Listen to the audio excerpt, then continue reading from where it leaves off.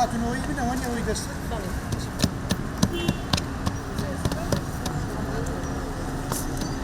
یک tane piyaz beyliğe var.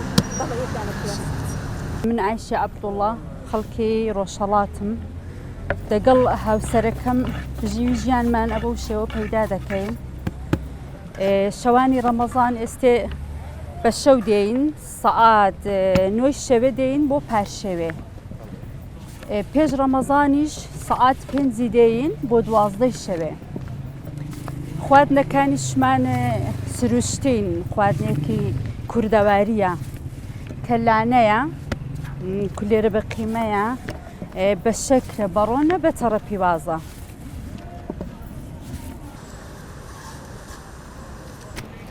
عرضم بە عەزوودەم خەڵکی ڕۆژهەڵاتم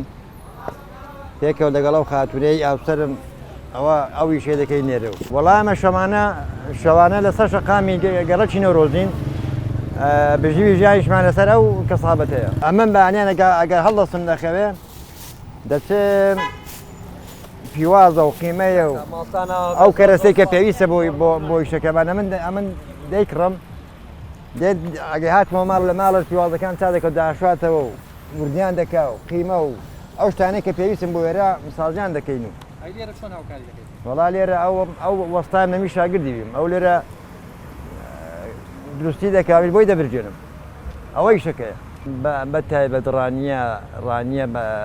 کە بێتە منتقی پشتگوێنێ بەڕاستی خەڵکێکی ئەو توی تێدایە وەڵازە جەمهوری زۆرە لەخوای بەزیاد بێ سپاس بۆخوای جەمهوری زۆرە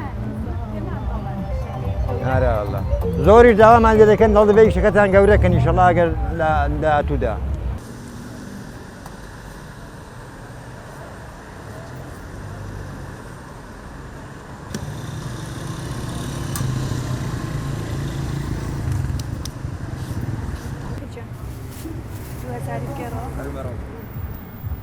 دەستت خۆش بێ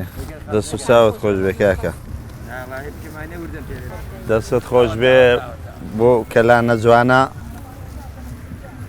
بەو شەوە ڕەمەزانە و کەلانە خۆشەی دەخۆین کاقاسم دەستی خۆش بێ زۆر بە جوانی چاکردو و